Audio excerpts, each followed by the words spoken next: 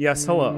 This is Wiggleshark, and today we'll be analyzing Masaki Kobayashi's 1962 samurai thriller, Harakiri. But before we can do that, we need to roll things back, like way back, to the year 1600. See, back then there was this little event called the Battle of Sekigahara. To make a long story short, it resulted in the deaths of a bunch of samurai lords and the unemployment of their subjects, while establishing the Tokugawa shogunate. So now you've got hundreds of samurai warriors running around as masterless ronin. This is where we swing back to the movie and its opening conflict. Henshiro Tsugomo is a gnarly looking dude who pops up at one of the Iyi clan's houses and says he wants to commit seppuku, a harakiri. By the way, real important, he says his name is Harbor Cloud, which is a really tops foreshadowing for a storm on the horizon. Then this other dude, Saito, is like, bruh, we've heard about some ronin running around here, saying they'll kill themselves but they don't, and they really just want some money so they'll go away. We're not about that life. This is where stuff really gets interesting. See, Saito starts telling him the story about this kid, Matome, that showed up and wanted to kill himself but kept putting it off, you know, some like dishonorable shit. Then you get into this really nice bit of world building where they kind of tell you about the Battle of Sekigahara and how the Tokugawa shogunate is really putting the grind on warlords and ronin and stuff, trying to stabilize Japan and make sure they're still in charge. So they decide that instead of falling into the trap and paying this kid money to go away, they're going to funnel him into killing himself no matter what. There's a super great and super confusing scene where Motome's trying to wriggle his way into whatever his original plans were, but the Iyi really aren't playing that game. So we start seeing the system that values tradition, honor, and some of those intangibles way more than it values human life. I mean, you're talking about a system that is willing to kill someone, just to preserve its sense of pride. Samurai culture is presented as a maze from which none of the characters can escape. Earlier in the film, the Iyi clan discovers that Matome is even more dishonorable than they assumed. He sold his blades and replaced them with bamboo ones. So they decide to call his bluff and force him to commit suicide with the bamboo swords in this just gnarly scene.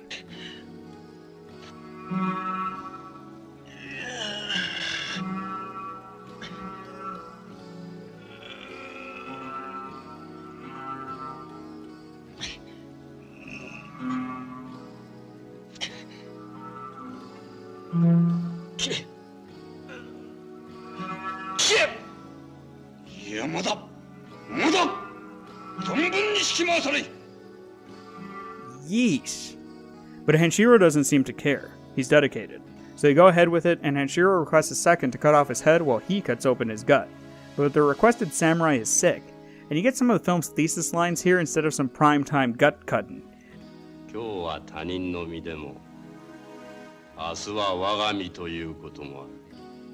But we also find out that Matome was Henshiro's son-in-law, which thickens the plot further, just thick, meaty plot everywhere.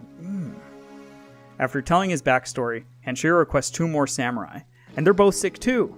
Saito's sweating now. You okay there, bro? You look like you need a handkerchief or something. Henshiro struggle is a really tough one. His daughter and his grandson die out of illness. Matome sold his swords to try and pay for medicine. But when all 3 of them are gone, this dude realizes.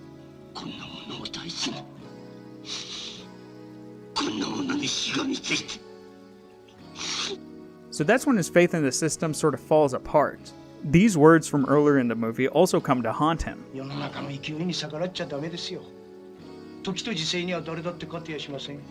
So this sort of becomes like a tragedy of errors. Henshiro lays it thick on Saito and his buds, telling them,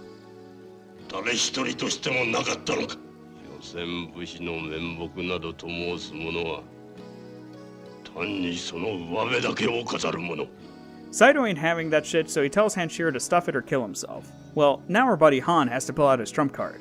The samurai he requested to be a second weren't sick at all this whole time. Instead, Henshiro had hunted each of them down and cut off their top knots. So the samurai, being ashamed of this, hid out at their homes to try and grow out their hair. This just proves to Henshiro's whole thing about samurai being a bunch of major posers. Then it's down to the mother of all battles. I need to point out that Kobayashi actually used real swords during the filming of this scene, which is incredibly dangerous. And instead of hiring a film choreographer for the duels, he hired a kendo champion. These fights come off as absolutely brutal, and as Kobayashi puts it, intensely realistic. Then, the lighting on the inside of the Iyi clan's dojo totally changes. Everyone's caught in shadow, and the columns and hallways look like a maze where now Saito and his buds are trapped. But that's not all the symbology they got going on here.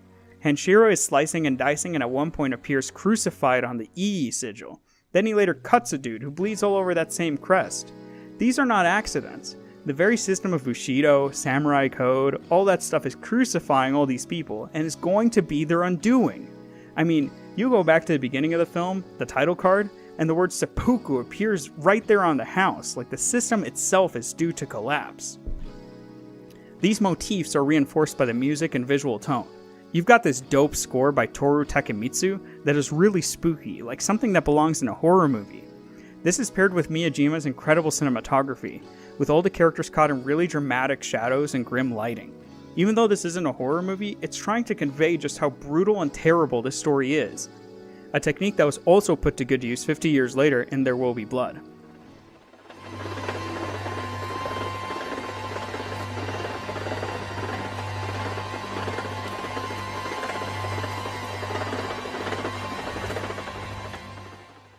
The film is packed with visual metaphors. I mean, you have the scene where Hanshiro and his adversary are walking through a graveyard on their way to a duel. They're falling into the same tradition and playing into the system that has killed so many people, and will fulfill their place among them. There's also this trend of shots from above when looking into the courtyard, emphasizing that Hanshiro is thinking of his dead relatives, watching him from their celestial perch. I mean, you go into the boss battle, and the musketeers show up and perforate Hanshiro while he's holding the Ii clan's armor. This stuff is primo symbolism. Later on, the Tokugawa shogunate and the samurai system would totally collapse during the Boshin War, which heavily employed the use of muskets. Let's not forget that it was Ii Naosuke, a daimyo of the house in the film, that signed the Harris Treaty that was a contributing factor to the conflict. So Hanshiro's dead. The whole incident is going to be covered up, which really ties up the film's thematic questions in a neat bow. What honor is there in forcing people to commit suicide? Is there a difference between them killing themselves, or you killing them immediately? The whole ending leaves this sort of taste in your mouth like, the harbor cloud came through, but the real storm is still on its way. Before I clock out, I just want to say thanks for watching until the end. Don't forget to like and subscribe. I'll catch you next time, and don't forget to have a good one.